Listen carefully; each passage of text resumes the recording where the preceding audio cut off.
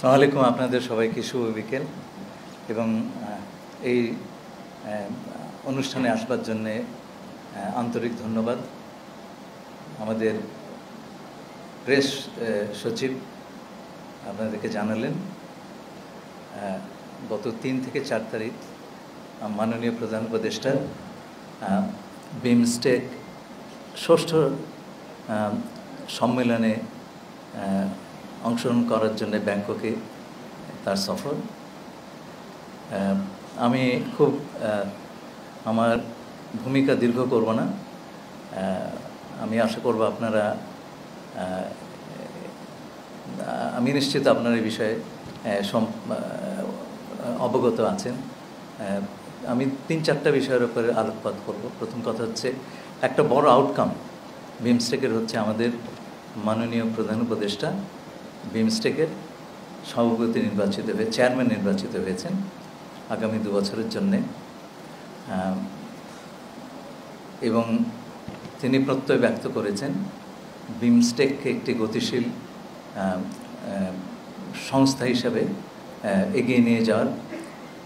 বিমস্টেক সদস্যদের নাম দেখলে আপনারা বুঝতে পারবেন যে এখানে দক্ষিণ এশিয়ার সদস্য রাষ্ট্র যেমন আছেন, তেমনি দক্ষিণ পূর্ব এশিয়ার থাইল্যান্ডও আছে। সুতরাং এটা এই দুটো অঞ্চলের একটা যোগসূত্র এবং দু অঞ্চলের যে ইকোনমিক ডাইনামিজম সেটা অর্জন করার একটা ইনস্ট্রুমেন্ট বিমস্টেক হতে পারে, সেই পটেনশিয়াল তার আছে। আগামী 2 বছরে আমাদের প্রধান উপদেষ্টা মাননীয় প্রধান উপদেষ্টা এই বিষয়ে ফোকাসড অ্যাটেনশন রাখবেন। বিমস্টেকের সচিবালয় কিন্তু ঢাকায়, সুতরাং এই আগামী 2 বছর সংস্থাটির সভাপতি এবং সচিবালয় দুটোই ঢাকায় থাকবে এবং আমরা একযোগে কাজ করতে পারবো বলে আশা করছি। বিশেষ করে বিমস্টেকের FTA ফ্রি ট্রেড অ্যাগ্রিমেন্ট, যেটা অনেক বছর ধরে কথাবার্তা হচ্ছে, অগ্রগতি খুব একটা হয়নি। এই ক্ষেত্রে আমরা প্রাণ সঞ্চার করার একটা প্রচেষ্টা ক্রিয়াশীল রাখব।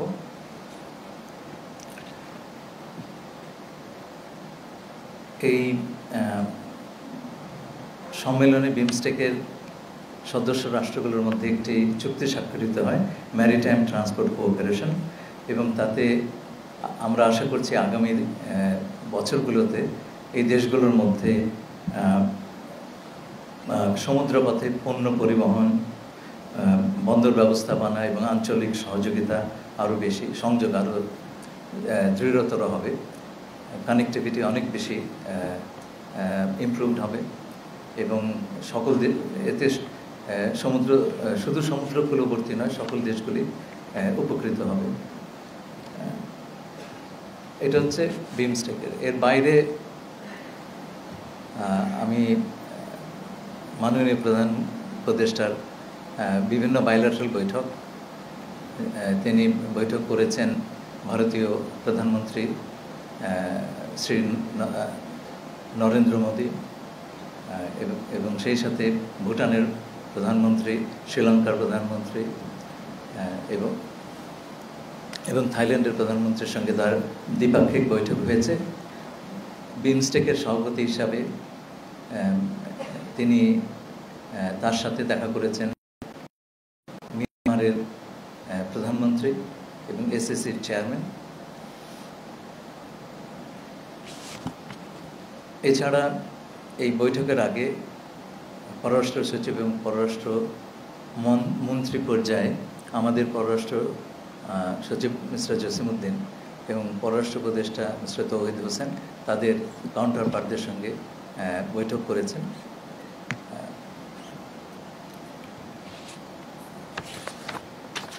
তৃতীয় যে বিষয়টা বলবো, মায়ানমারের উপপ্রধানমন্ত্রী এবং পররাষ্ট্রমন্ত্রী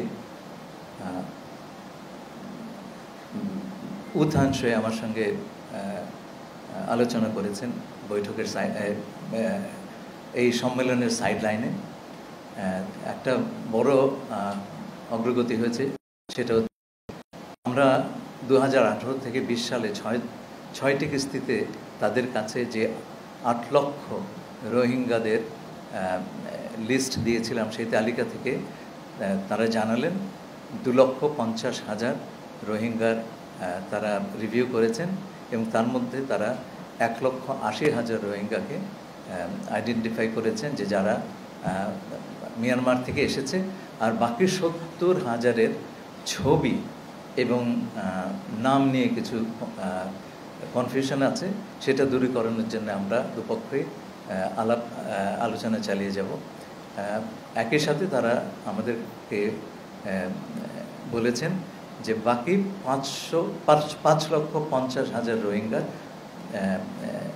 এই রিভিউটা তারা অতি দ্রুততার সঙ্গে সম্পন্ন করবেন।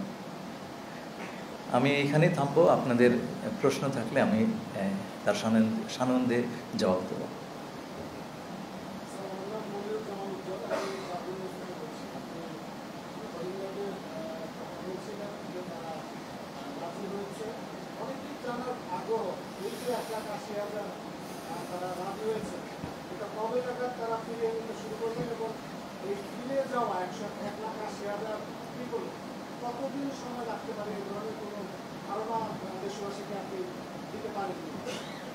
ধন্যবাদ।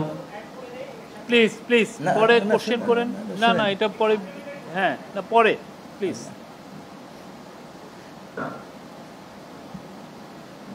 এই যে 1,80,000 যাদেরকে ক্লিয়ার করা হয়েছে, তার তো কালকেই চলে যাচ্ছেন না, এটার জন্য একটা প্রক্রিয়া লাগে। যে কোনো প্রত্যাবাসনের একটা কিন্তু প্রক্রিয়া লাগে। তারা যাবেন, কি করে যাবেন, সেই জায়গাতে কি অবস্থা আছে, সেফটি সিকিউরিটি আছে কি না, হ্যাঁ, এবং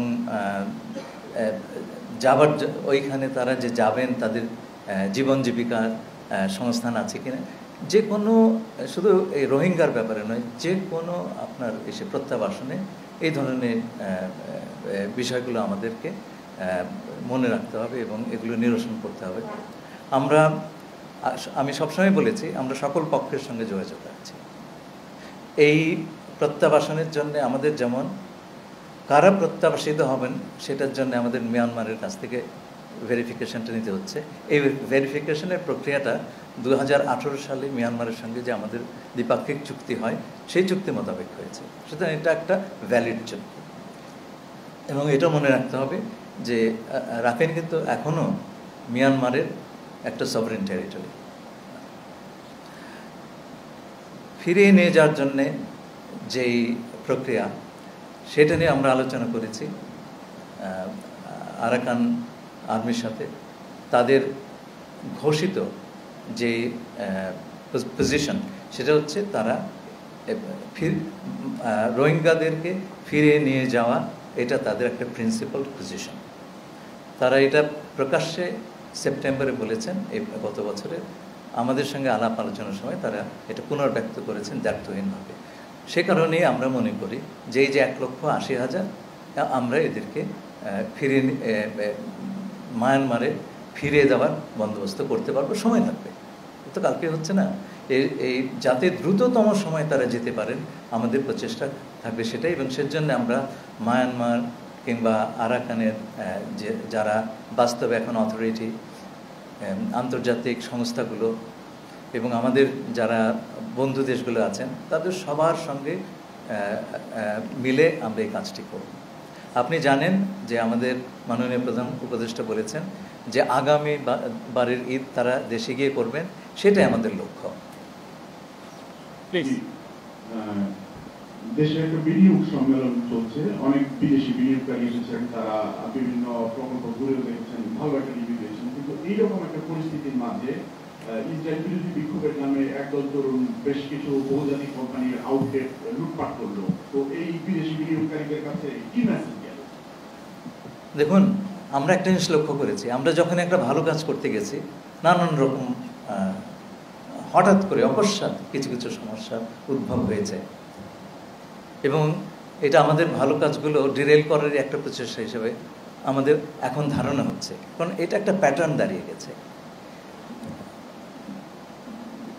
গাজাতে ইসরায়েলের কর্মকাণ্ডের সারা বিশ্ব বিবেক ক্ষুব্ধ এবং বাংলাদেশে তার প্রতিক্রিয়া খুব স্বাভাবিক। কিন্তু আমার কাছে সবচাইতে বেদনাদায়ক যেটা মনে হয় যে আমাদের ঘাড়ের উপর একটা গাজা বসে আছে, রোহিঙ্গা, তার সেইটা নিয়ে কারো মিটিং মিছিল নাই, সেইটা নিয়ে আলাপ আলোচনা নাই, আছে হচ্ছে এগুলো নিয়ে রাস্তায় নামা, লুটপাট করা। এগুলো বন্ধ করতে হবে। আমার সমস্যা আমাকে আগে সমাধান করতে হবে। হ্যাঁ, পৃথিবীর সকল নির্যাতিত মানুষের পাশে বাংলাদেশের মানুষ। আমরা যে প্রক্রিয়াতে গেছি, আমাদের স্বাধীনতা সংগ্রামের সময় সারা বিশ্বে নির্যাতিত নিপীড়িত মানুষ আমাদের পাশে দাঁড়িয়েছিলেন। এটা আমাদের ঐতিহাসিক দায়। এই দায় আমাদের সবসময় মেটাতে হবে।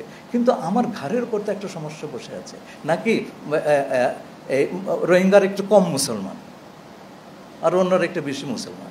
আমার কিন্তু খুব লজ্জা লাগে যখন বাইরে আমাকে জিজ্ঞেস করে, তোমার দেশে তো রোহিঙ্গা নিয়ে কথাবার্তা নেই, তোমরা অন্য বিষয় নিয়ে কথা বলো। ভাই, আমার প্রায়োরিটি তো আমাকে বুঝতে হবে। আমি সবাইকে আহ্বান করব যে দেখুন, বাইরের কথা আলাপ নিশ্চয়ই করবেন, কিন্তু ঘরের সমস্যা এইটা নিয়ে প্রথম দাঁড়িয়ে যাবেন। তা নাহলে পরে আমরা দেশের স্বার্থ রাখতে পারবো না। শহীদ ভাই,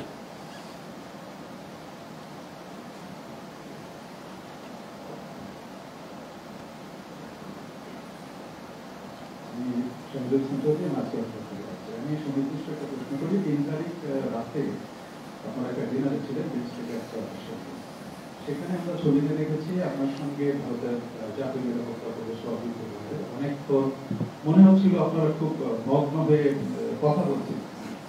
তো সেখানে অজিত দোভাল আপনাকে কি বলেছেন, আপনি কতটা শেয়ার করতে পারেন? আমি বুঝি যে এটা হয়তো আপনি সব কিছু পারেন না, কতটা শেয়ার করতে পারেন, তারা আসলে কি চায়? ধন্যবাদ। তার দিন 2 আগে আমেরিকার ডেপুটি ন্যাশনাল সিকিউরিটি অ্যাডভাইজারের সঙ্গে আমার আলাপ হয়। উনি ফোন করেছিলেন, সেখানে আমার নানান বিষয়ে আলাপ হয়েছে। হ্যাঁ, আলেক্স ওয়াং কিন্তু চাকরিতে আছেন। কেউ কেউ বলেন উনি নাকি চাকরি চলে গেছে। আমি কার সঙ্গে আলাপ করেছি? আলেক্স ওয়াংয়ের সঙ্গে আমি আলাপ করেছি। তিনি চাকরিতে আছেন, তিনি ডেপুটি ন্যাশনাল সিকিউরিটি অ্যাডভাইজার এবং হোয়াইট হাউসে বসেন। দেখুন, মিস্টার দোভালের সঙ্গে আমার বেশ অনেকক্ষণ আলাপ হয়েছে। ঘড়ি ধরে তো আলাপ করিনি, এবং আমরা আলাপে মগ্নই ছিলাম। আমি সব জানাবো আমার স্মৃতি কথায়।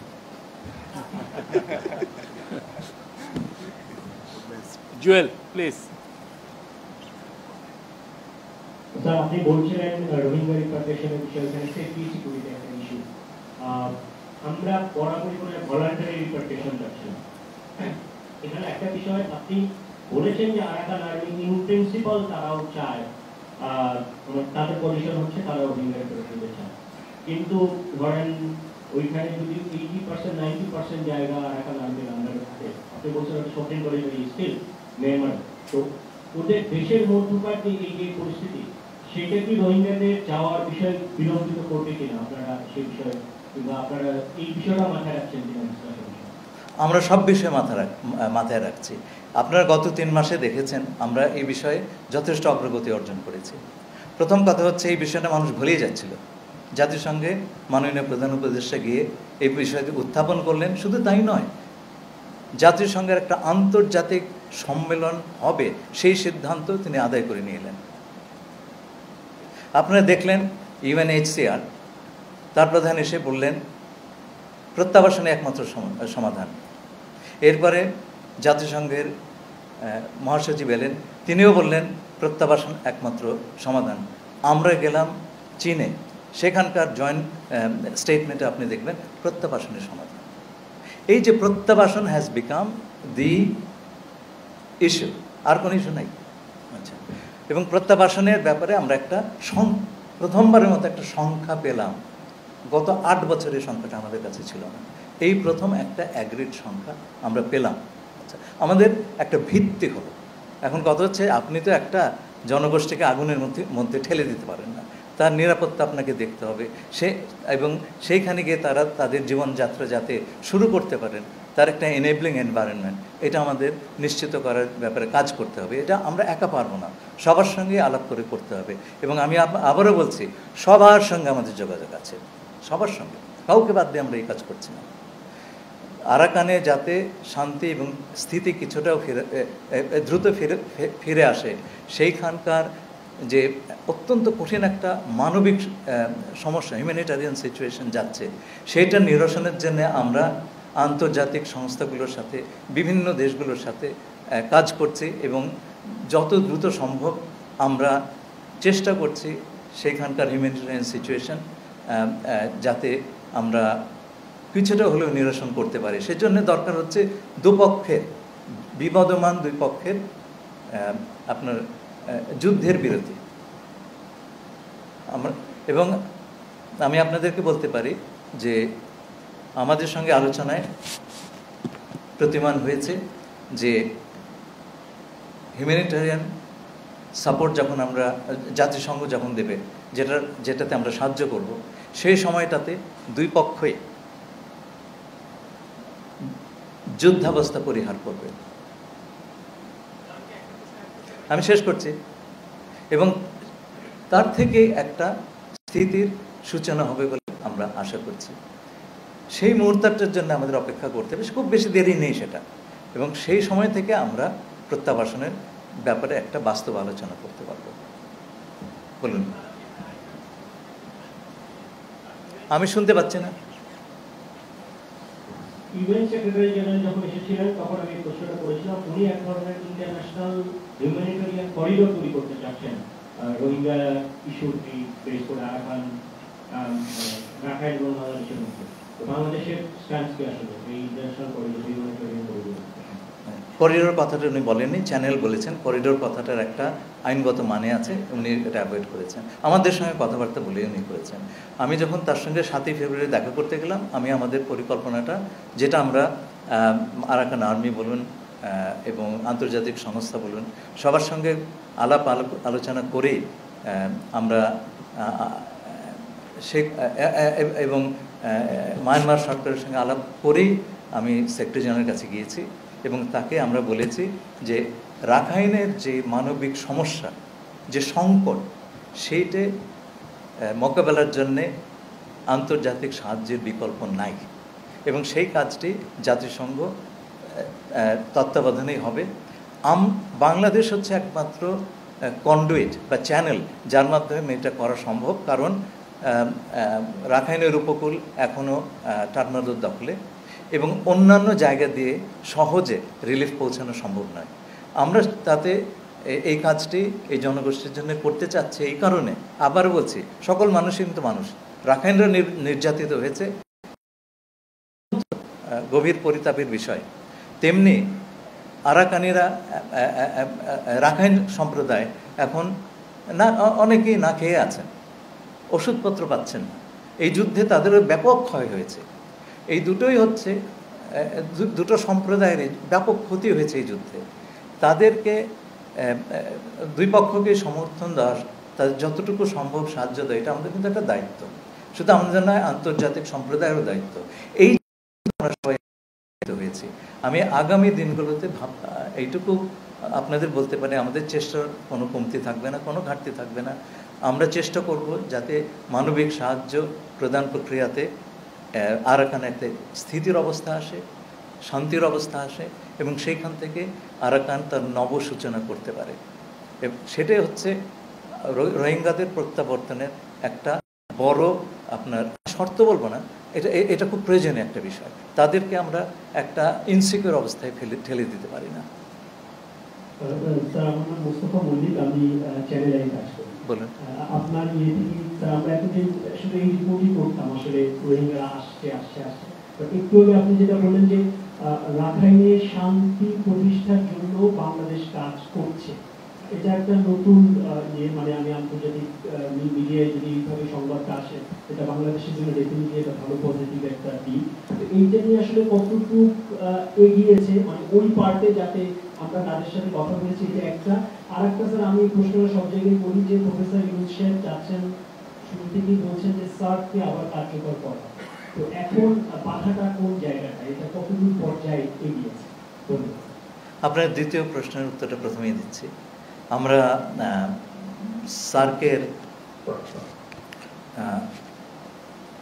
সার্ক যাতে ক্রিয়াশীল হয় সে ব্যাপারে আমাদের মাননীয় প্রধান উপদেষ্টার চেষ্টার কমতি নেই। উনি বিমস্টেকে সার্কের যারা সদস্য আছেন তাদের সবাইকে বলেছেন যে এই বিষয়ে আমাদের উদ্যোগ নিতে হবে, এবং উনি সুনির্দিষ্ট একটা প্রস্তাব করেছেন যে ওদের স্ট্যান্ডিং কমিটি, যে কমিটি ফরেন সেক্রেটারি লেভেলে আপনার অনুষ্ঠিত হয়, সেটার সভা ডাকতে আমরা সবার উত্তর অপেক্ষায় আছি। সেটা হলে পরে আমাদের স্যার বলেন না যে আমাকে চাবিটা আমার দরকার তালা খোলার জন্য, ওই তালা খোলার প্রচেষ্টায় আছে।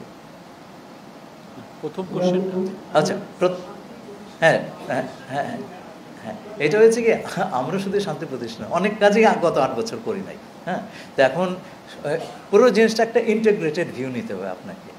আপনি একটা একটা করে বেছে বেছে আপনি করতে পারবেন না, পুরো জিনিসটা আপনাকে দেখতে হবে। জিনিসটা হচ্ছে আমার এই রোহিঙ্গাদের প্রত্যাবাসনের সঙ্গে আরাকানের শান্তি শৃঙ্খলা প্রতিষ্ঠান ওতপ্রোতভাবে জড়িত।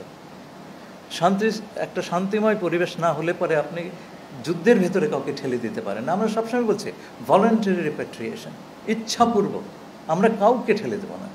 কিন্তু যাবার জন্য সবাই মুখিয়ে আছেন, এটা আপনারা মহাসচিবের এবং মাননীয় প্রধান উপদেষ্টার যে ইফতার অনুষ্ঠান আপনি দেখেছেন, মানুষ কিভাবে রেসপন্ড করেছে, তারা যেতে চায়। মহাসচিব নিজে উদ্যোগে মানুষকে, রোহিঙ্গাদেরকে পথে পথে জিজ্ঞেস করেছেন, বাড়িতে বাড়িতে গিয়ে জিজ্ঞেস করেছেন যে তোমরা কি যেতে চাও। সবাই যেতে চেয়েছে উইদাউট এক্সেপশন। কিন্তু এই যাওয়াটা যেন তারা নিজের ইচ্ছায় যান, এবং সেটা বর্তমান যে যুদ্ধাবস্থা আছে কিংবা আপনার স্থিতির অভাব আছে, সেইটা নিরসন না করতে হচ্ছে না। সেই কাজটা আমাদের করতে হবে। শুধু আমরা করছি না, কিন্তু এটা সবাই আমাদের সঙ্গে আছেন। এই ডাইমেনশনটা আমাদের আগে ছিল না, অনেক ডাইমেনশনে আমাদের আগে ছিল না।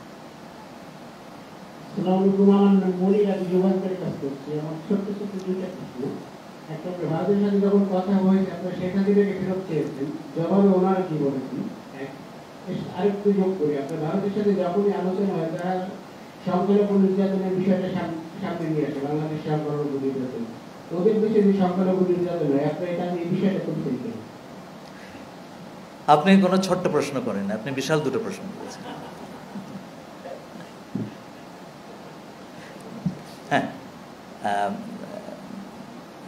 বাংলাদেশের সাবেক পালিয়ে যাওয়া প্রধানমন্ত্রী, তার প্রত্যাপনের বিষয়ে আমরা আলোচনা করেছি এবং বলেছি যে প্রত্যর্পণ সাপেক্ষে তিনি দেশের বিরুদ্ধে, সরকারের বিরুদ্ধে যে বিষোদ্গার করছেন, সেইটার সুযোগ যেন ভারত সরকার তাকে না দেয়। 1 নম্বর। আর দ্বিতীয় প্রশ্ন, দেখুন এই সংখ্যালঘুর প্রশ্নটি, এটা কিন্তু আজকের নয়, এটা একেবারে ব্রিটিশ আমল থেকে আমরা ইনহেরিট করেছি। এবং খুব দুঃখজনক যে ব্রিটিশ চলে গেছে, অথচ এই সমস্যাটা আমরা আমাদের দেশে রয়েছে। ব্রিটিশের তৈরি এক সম্প্রদায়কে আরেক সম্প্রদায়ের সঙ্গে লাগিয়ে দেওয়া, ডিভাইড অ্যান্ড রুল। আমরা দুই পক্ষই ভিকটিম। আমাদের তো বুঝতে হবে এতে আমাদের কোনো লাভ নেই। কোনো দেশের সংখ্যালঘুকে দাবিয়ে রাখার মানে হচ্ছে একটা জনগোষ্ঠীকে আপনি আপনার জীবনের মূলস্রোতে আনতে পারছেন না। It's a loss. যে দেশেই হচ্ছে তাদেরই লস। শুধু বাংলাদেশের কথা বা ভারতের কথা বলছি না, যে কোনো দেশে এই ধরনের ঘটনা যখন ঘটে, ইটস এ ন্যাশনাল লস। আমরা আমাদের দেশে আমরা এটা একেবারে অকপটে স্বীকার করি যে সরকার পরিবর্তনের সময় আসলে 5-7 দিন সরকার ছিল না, সে সময় নানান রকম ঘটনা ঘটেছে। এবং যে দলের পতন ঘটেছে তাদের মুসলমান হিন্দু নির্বিশেষে তাদের উপরে নানা রকম হামলা হয়েছে, দুঃখজনক। কারণ আইন তো হাতে নিয়ে নেওয়া উচিত নয়।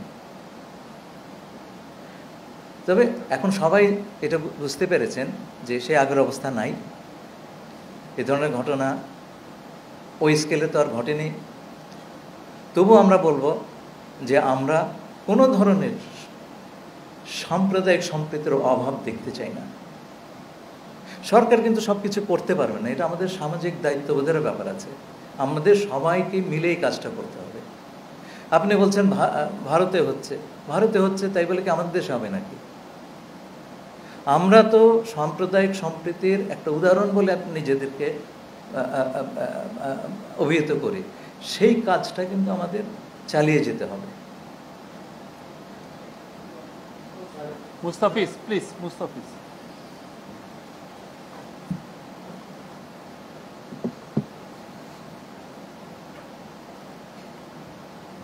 এরপরে আমরা একটা কোশ্চেন নিব। আমি মুস্তাফিজ নিবেদন করছি, আপনি যে প্রশ্নের জবাবে যেটা বলছিলেন, এখানে জানার আগ্রহ হচ্ছে যে ইন্ডিয়ার রেসপন্সটা কি ছিল, নরেন্দ্র মোদীর রেসপন্স কি ছিল শেখ হাসিনার এক্সট্রাডিশনের বিষয়ে, ঢাকার যে রিকোয়েস্ট, এই বিষয়ে নরেন্দ্র মোদীর রিপ্লাইটা কি ছিল। আর একটা হচ্ছে যে বাংলাদেশের দিক থেকে আরো একটা বিষয় আলোচনা হয়েছিল, আমরা জেনেছি যেটা তার মধ্যে আছে গ্যাঞ্জেস ওয়াটার শেয়ারিং ট্রিটি রিনিউয়াল, যেটা 2026 শেষ হচ্ছে।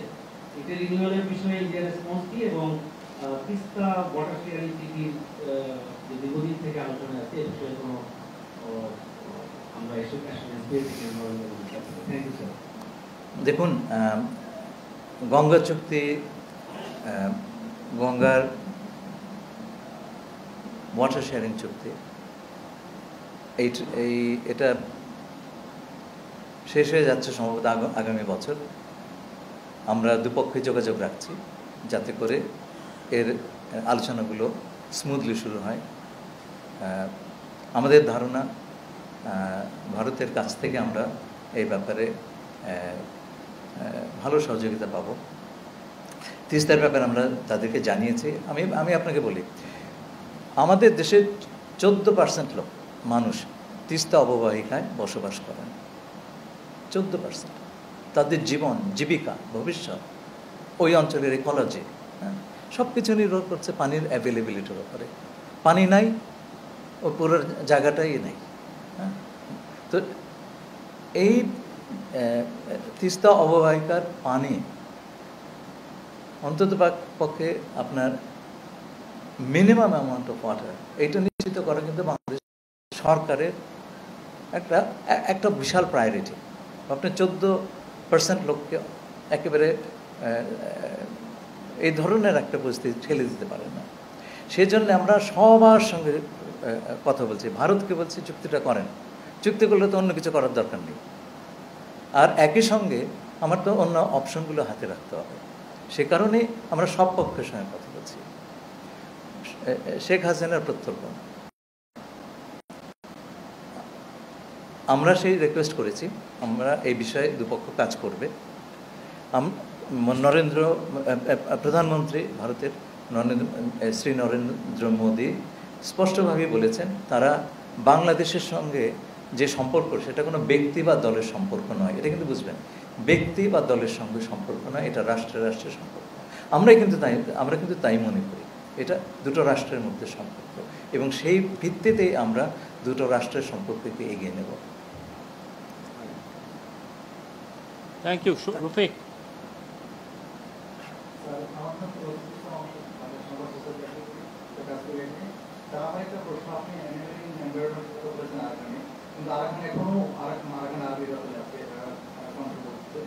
সেক্ষেত্রে মানে আলোচনা আমির সাথে তো রোহিঙ্গা প্রত্যাবর্তন করা প্রায় অসম্ভব। সেক্ষেত্রে বাংলাদেশ কি মধ্যস্থতাকারী হিসাবে যাতে আলোচনা করা যায় সেসব করবে কিনা মায়ানমার গভর্নমেন্টের সাথে?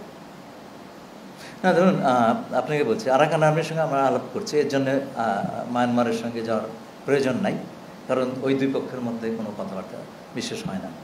আচ্ছা, আমরা এই আলোচনায় জাতিসংঘকে মাঝামাঝি রেখেছি এই কারণে, আমরা একটা এস্টাবলিশড স্টেট, আন্তর্জাতিক নিয়ম কানুন মেনে নিয়মকানুন দ্বারা আবদ্ধ একটি রাষ্ট্র। আরাকান আর্মি বা ইউনাইটেড লিগ অফ আরাকান তারা নন স্টেট অ্যাক্টর। এই ধরনের কোনো চুক্তির বা আন্তর্জাতিক নর্মস তাদের জন্য বাধ্যবাধক নয়, কারণ they are not parties to that. এর জন্যে তারা যাতে অ্যাকাউন্টেবল থাকে, আমাদের অ্যাকাউন্টেবিলিটির কোনো সমস্যা নেই, তারা যাতে অ্যাকাউন্টেবল থাকে সেই কারণে, এবং এই আলোচনাটা যদি ফ্যাসিলিটেটেড হয়, আমরা জাতিসংঘকে মাঝামাঝিতে রেখেছি। তারা এই দুই পক্ষের মধ্যে মধ্যস্থতা করছেন, আমাদের দুই পক্ষকে এক টেবিলে বসাচ্ছেন। আমার মনে হয় এটাই সর্বোত্তম উপায়, এই কারণে যে আরাকানে যে মানবিক সাহায্যের কথা আমরা ভাবছি, এটা কিন্তু ইউএন লেড একটা প্রসেস হবে, জাতিসংঘের নেতৃত্ব দেবে। সুতরাং তাদের মাধ্যমে কথাবার্তাটা বলাই উত্তম এবং তার একটা নিরপেক্ষ পক্ষ। ধন্যবাদ। Thank you.